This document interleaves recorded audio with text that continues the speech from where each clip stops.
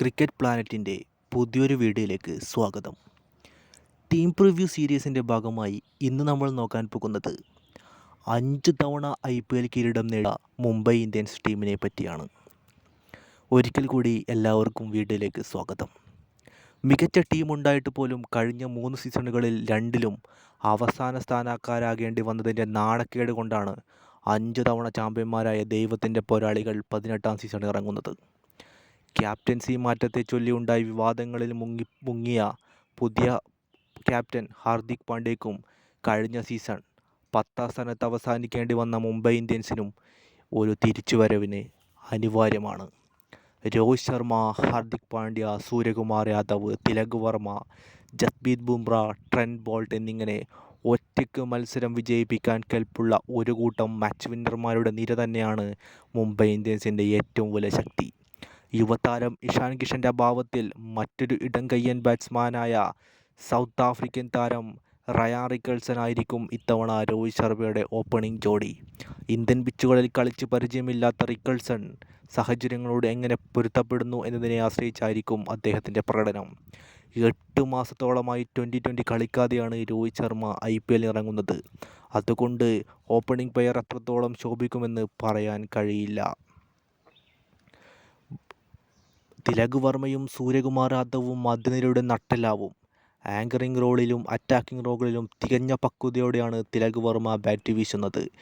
ഇടതുകയ്യനായ ജഡേജ, അക്ഷർ പട്ടേൽ തുടങ്ങിയ ബൗളർമാർക്കെതിരെ കളിക്കുമ്പോൾ പ്രധാന ബാറ്റ്സ്മാൻ തിലക് വർമ്മയായിരിക്കും. തിലക് വർമ്മ വളരെ പ്രസക്തിയുള്ള താരമായി ഇടതുകയ്യനായി മാറുന്നു മുംബൈ ടീമിൽ. വിൽ ജാക്സും ഹാർദിക് പാണ്ഡ്യയുമായിരിക്കും ഫിനിഷിംഗ് റോളിൽ. വിൽ ജാക്സിനെ ഓപ്പണർ എന്ന നിലയിലും പരീക്ഷിക്കാവുന്നതാണ്. കരൺ ശർമ്മയും മുജീബ് റഹ്മാനും സാന്റ്നറുമാണ് പ്രധാന സ്പിൻ ഓപ്ഷനുകൾ. ട്രെൻറ്റ് ബോൾട്ടിൻ്റെ ഓപ്പണിംഗ് സ്പെല്ലുകളും ബുംറയുടെ മിഡിൽ ഡെത്ത് ഓവറുകളും എതിർ ടീമിൻ്റെ ഉറക്കം കെടുത്തുമെന്ന കാര്യത്തിൽ സംശയമില്ല. പക്ഷേ നിലവിൽ ബുംറയുടെ പരിക്ക് ഒരു വലിയ പ്രശ്നം തന്നെയാണ്. NCAയുടെ ക്ലിയറിംഗ് കിട്ടാത്ത പക്ഷം സീസണിലെ ആദ്യ മത്സരങ്ങൾ നഷ്ടമാവുമെന്ന് ഉറപ്പായ സാഹചര്യത്തിൽ ഏപ്രിൽ ആദ്യവാരത്തോടെ ടീമിൽ തിരിച്ചെത്താനാണ് ബുംറയ്ക്ക് കഴിയുന്നത് എന്നാണ് ഇപ്പോൾ കിട്ടുന്ന വിവരങ്ങൾ. ബുംറയുടെ അഭാവത്തിൽ മുംബൈ പോലും മറ്റു പല ടീമുകൾക്കും 10 മടങ്ങ് ശക്തരാണ്. ദീപക് ചഹറും ടോപ്പ് ലീയുമാണ് മറ്റു പേസ് ബോളർമാർ. വിവിധ സാഹചര്യങ്ങളനുസരിച്ച് മാറ്റി ഉപയോഗിക്കാൻ ഉതകുന്ന വൈവിധ്യമാർന്ന ബോളിംഗ് ഓപ്ഷനുകളും ഡെത്തുമുള്ള ബാറ്റിംഗ് ലൈനപ്പും ഒന്നിലധികം ഓൾറൗണ്ടർമാരും ടീമിലുണ്ട്.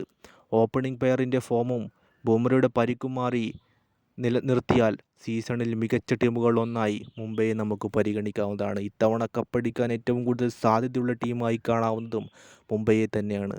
അതിന് പ്രധാന കാരണം സൂര്യകുമാർ യാദവ്, തിലക് വർമ്മ, രോഹിത് ശർമ്മ, ഹാർദിക് പാണ്ഡ്യ എന്നിവരടങ്ങുന്ന മിഡിൽ ഓർഡർ ബാറ്റിംഗ് നിരയുടെ സുശക്തമാണ്. കൂടാതെ ബോൾട്ടും ചഹറും നൽകുന്ന ഓപ്പണിംഗ് സ്പെല്ലുകളും മിഡിൽ ഓവറിൽ സ്പിന്നേഴ്സിനെ വെച്ചുള്ള കാര്യങ്ങളും ഡെത്ത് ഓവറിൽ ബുംറയുടെ ബോളിംഗ് കൂടിയാകുമ്പോൾ മുംബൈ എന്ന ടീമിനെ തോൽപ്പിക്കുക എതിർ ടീമുകൾക്ക് വലിയ ടാസ്ക്കായി മാറും. എന്നിരുന്നാലും കഴിഞ്ഞ 3 സീസണുകളിലെ പരാജയങ്ങളും നാണക്കേടുകളും മറന്ന് ആഘോഷിക്കാൻ 6ാമതൊരു കപ്പ് നേടാൻ മുംബൈക്ക് കഴിയുമോ എന്ന് കാത്തിരുന്നു കാണാം. കൂടുതൽ വിശേഷങ്ങൾക്കായി ചാനൽ സബ്സ്ക്രൈബ് ചെയ്യും.